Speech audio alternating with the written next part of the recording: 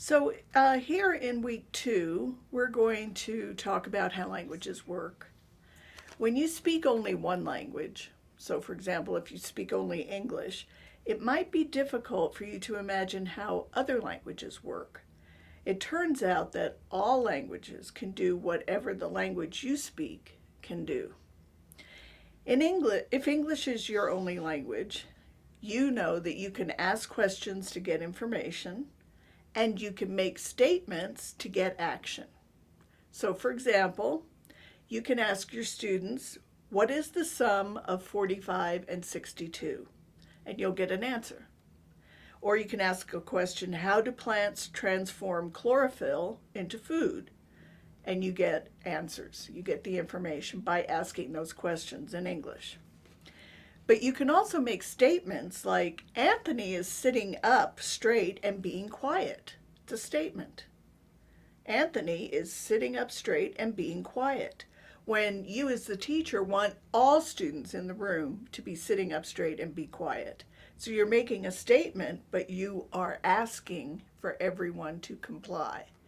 And that's an indirect request. So that's something that we do in English. So all languages can do things like that. Some of them do those things, some of them don't. And another aspect of language, we've looked at signed language, and so signed language is for the deaf, so they don't hear, so you're not going to look at the sounds of a signed language, you're going to look at visual and spatial gestures. But for a spoken language, there is the sound system, which is also called phonology. So we're going to look at some aspects of syntax or grammar and phonology here in week 2. So syntax, as we talked a little bit in week 1, is also known as grammar, and it's sometimes thought of as the rules of a language. So just like the teacher had asked Annie Bettini, does the Southern Ute language have rules? All languages have rules, but grammatical rules are, sometimes people think of them as, this is how you ought to speak this language. These are the rules that make the language correct or proper. That's not really true, because languages change all the time. And they change because we're human beings and we evolve and we change. And so our languages change with us and change with use. We find ways to make language more expressive, or we add words, or we add ways of functioning depending on what's going on. So languages are changing all the time, so the rules can't be fixed like that. So the examples that I'm going to be presenting here in week 2 are around negation. And we're going to look at how 3 languages, different languages, do negation and how it can change. So here's an example of negation. Phonology, or the sounds of a language, are not applicable to sign language.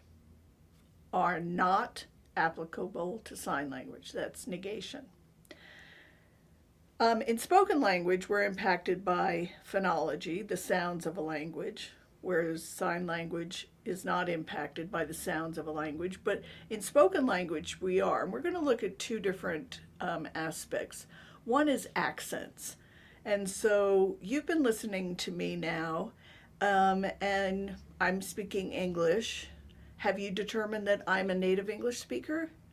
Have you determined what part of the U.S. or the world that I grew up in? What variety of English do I speak?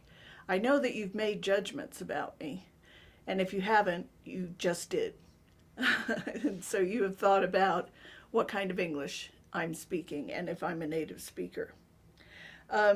So accents are an important aspect of the sound system of a language, because we attach judgments to those things. But also sounds of a language. One of the things that happens when you learn a language as a baby is that you learn the language that you hear, if you're a hearing person. And so you hear those sounds. So the sounds I'm making in English are the sounds I heard, and I am a native English speaker, that I heard as a baby, and I am making those sounds that I learned from the environment around me and as I developed in school, et cetera, et cetera. I learned Spanish as a second language after I was 17 years old. There are sounds in Spanish that don't exist in English.